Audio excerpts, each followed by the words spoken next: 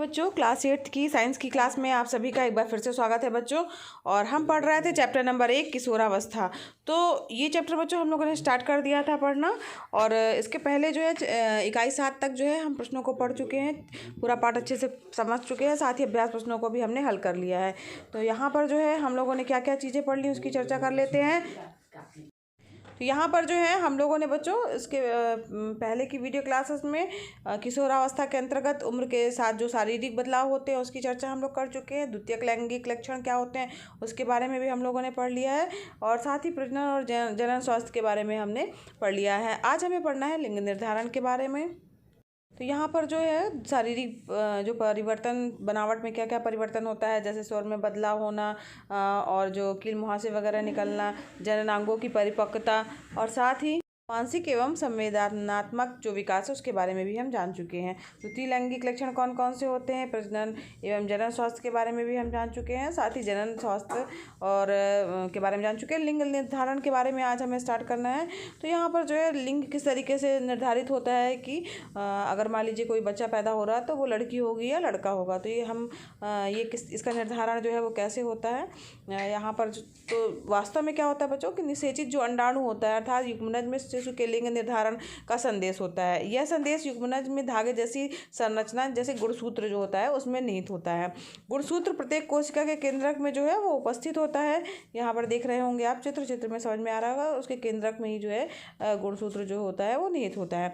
और मनुष्य की प्रत्येक कोशिका का जो केंद्रक है उसमें 23 जोड़ा, अर्थात जो है जोड़ा का मतलब हुआ 2, तो यानी 23 × 2 यानी 46 जो होते हैं वो गुणसूत्र होते हैं। तो यहाँ जो मनुष्य की कोशिका के केंद्रक में कितने गुणसूत्र होते हैं बच्चों 46, जिसमें से 22 जोड़े अर्थात यानी कि 44 जो होते हैं गुणसूत्र पुरुष तथा स्त्रियों में समान प्रकृति के होते हैं, जो उसकी संतति में रंग, लंबाई, शारीरिक बनावट इन सब के लिए जो है वो उत्तरदायी होती है। और जो 23वां जोड़ा होता है अर्थात 2 गुणसूत्र इसमें से भिन्न प्रकृति के होते हैं। और ये गुणसूत्र जो होते हैं 44 तो एक जैसे हो गए, लेकिन जो केवल 2 मतलब एक जोड़ा जो 23वां जोड़ा जो होता है वो ही निर्धारित करता है कि यक्स और वाई के रूप में जो है वो होता है, उसकी प्रकृति जो होती भिन्न होती है।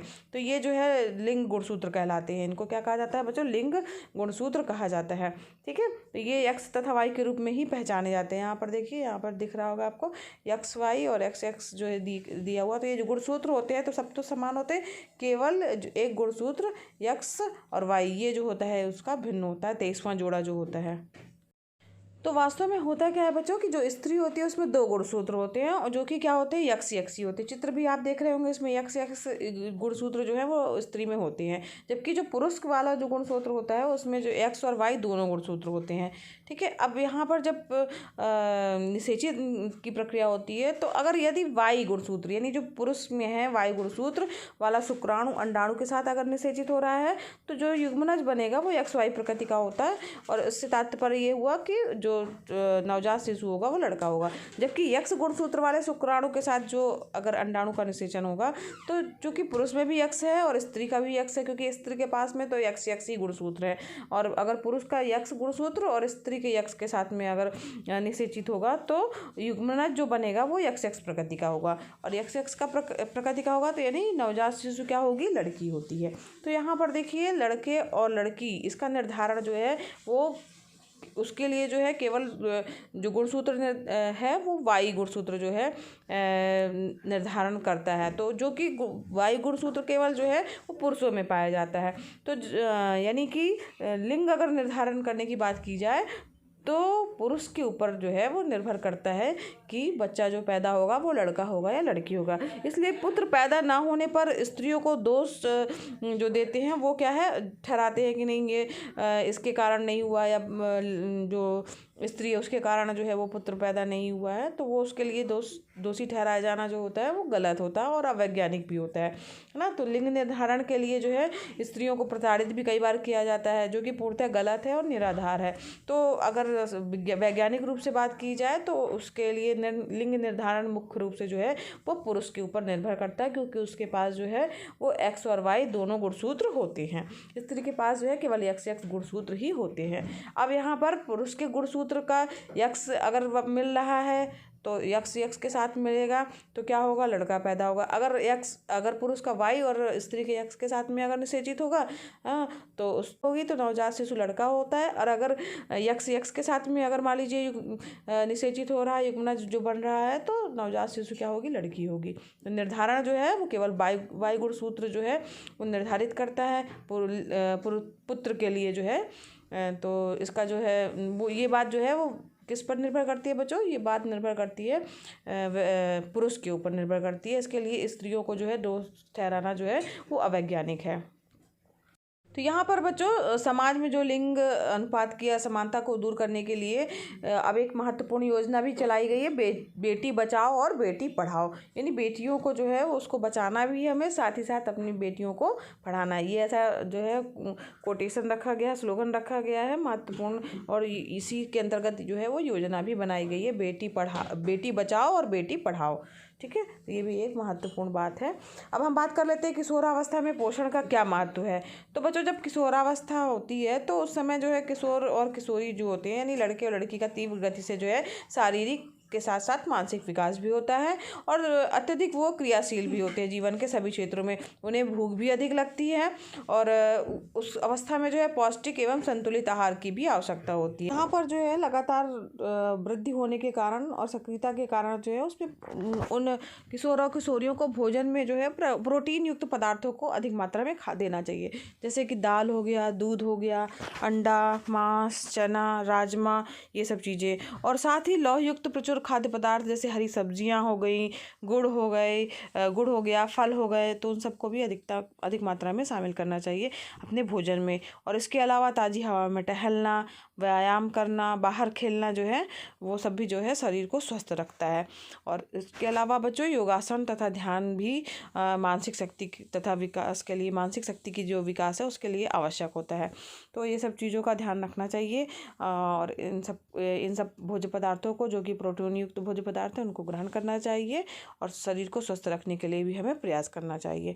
अब हम बात कर लेते हैं कि किशोरावस्था में जो है वो कभी कभी कुपोषण के भी बच्चे शिकार हो जाते हैं। तो कुपोषण के शिकार क्यों हो जाते हैं, उसका कारण भी क्या है, तो उसकी भी चर्चा हम एक बार कर लेते हैं। तो इस क्या कारण हो सकते हैं, तो ज़्यादातर क्या होता है कि जब किशोरावस्था में बच्चे पहुंचते हैं तो उनको स्लिम तथा आकर्षक दिखने का मतलब देख कर आवश्यकता, मतलब उनको ऐसा लगता है कि हम स्लिम और आकर्षक दिखें। तो इस उद्देश्य से जो है वो शरीर की आवश्यकता है जितनी, उससे भी कम भोजन लेने लगते हैं या कम खाना खाते हैं। अगर हम ज़्यादा खाना खाएंगे तो मोटे हो जाएंगे, ऐसा करके वो सोचने लगते हैं। तो जिसके कारण से जो है वो बीमारियों का या कुपोषण का शिकार हो जाते हैं। तो यहाँ पर जो है स्लिम तथा आकर्षक दिखने के लिए जो है वो कम खाना चालू कर देते हैं और कुपोषण का शिकार हो जाते हैं। इसके अलावा बच्चों क्या होता है कि किशोरावस्था में तेजी से बाह्य और आंतरिक परिवर्तन होते हैं, जिसके कारण उनकी जो उपापचयी क्रियाएं होती हैं वो बढ़ जाती हैं और शरीर को अधिक पोषण की आवश्यकता होती है। तो कई बार किशोर जो होते हैं वो उस अनुपात में भोजन नहीं लेते हैं, जिसके कारण भी वो कुपोषण का शिकार होते हैं या कुपोषण का कारण बनते हैं। इसके अलावा बच्चों बेफिक्री, लापरवाही, बंधनों को तोड़ने की मानसिक उत्तेजनावश जो है किशोर किशोरियाँ जो है वो घर के बने ताजे भोजन के स्थान पर पैक किए हुए अथवा डिब्बाबंद खाद्य पदार्थ, जैसे जिसको बोला जाए जंक फूड है ना, वो उसको पसंद करते हैं और ज़्यादा से ज़्यादा उसको प्राथमिकता देने लगते हैं। और इन खाद्य पदार्थों में पोषक तत्व तो पर्याप्त मात्रा में होते नहीं है, जिसके कारण क्या होता है कि वो कुपोषण के शिकार होने लगते हैं।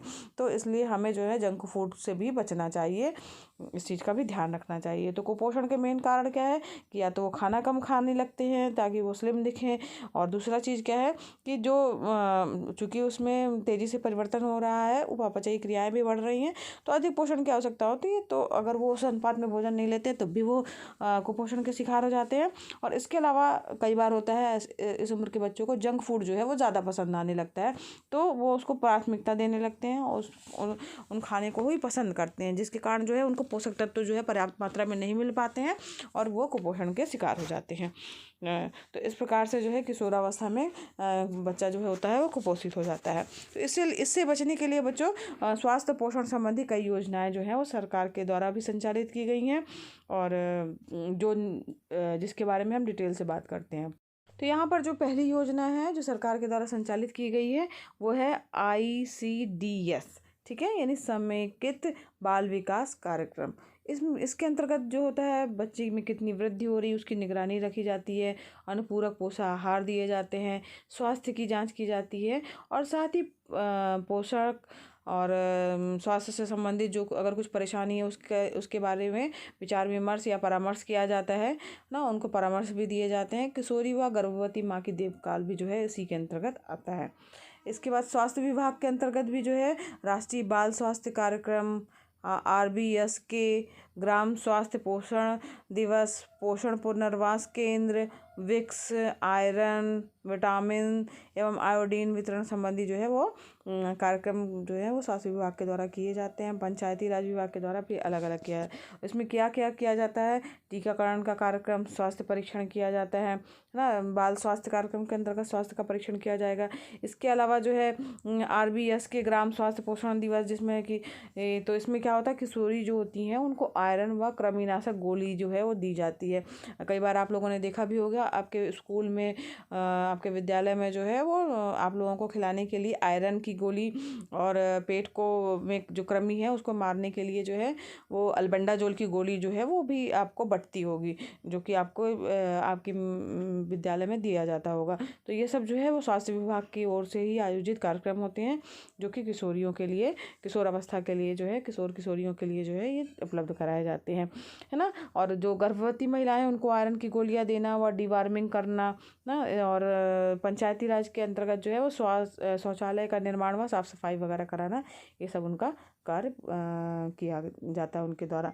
सर्व शिक्षा अभियान भी एक चलाया गया है जो कि मध्याह्न भोजन जिसको कहा जाता है MDM जो है वो आपके विद्यालय में बनता होगा, जिसमें जो है खाना बनता है और जो है वो 6 to 8 तक के बच्चों के लिए जो है, या प्राथमिक मतलब 1 से लेकर के 8 तक के बच्चों के लिए जो है वो उसकी व्यवस्था होती है, जिसमें जो है किन किन पोषक तत्वों को देना है, किस किस दिन देना है, वो सब बाकायदा निर्धारित होता है। तो उस हिसाब से जो है पोषक तत्वों के पोषण के हिसाब से जो है वो खाना जो है मध्याह्न भोजन आपका MDM बनता है जो कि बच्चों के लिए है। तो पाठ्यक्रम में पोषण एवं स्वास्थ्य की विषय वस्तु को जो है समायोजित करके जन जागरूकता जो है भी फैलाई जाती है, जो कि सर्व शिक्षा अभियान के अंतर्गत ही आता है। इस प्रकार से बच्चों सरकार के द्वारा भी इसके लिए कई प्रयास किए जा रहे हैं और कई कार्यक्रमों को जो है वो संचालित किया जा रहा है। तो इस प्रकार से बच्चों आज की वीडियो क्लास के लिए बस इतना ही। नेक्स्ट वीडियो क्लास में हम आगे का चैप्टर जो है वो कंप्लीट करेंगे। और अगर बच्चों पढ़ाना पसंद आ रहा हो तो वीडियो को लाइक कीजिएगा, चैनल पर नए हैं तो चैनल को सब्सक्राइब कीजिएगा बच्चों। और ये वीडियो क्लासेस फ्री हैं तो आप भी लाभ लीजिए और अपने फ्रेंड्स को भी शेयर कीजिए ताकि वो भी इसका लाभ ले सके। और साथ ही बच्चों बेल आइकन प्रेस कीजिएगा ताकि आपको नए वीडियो का नोटिफिकेशन सबसे पहले मिले। धन्यवाद बच्चों, मिलते हैं नेक्स्ट वीडियो क्लास में।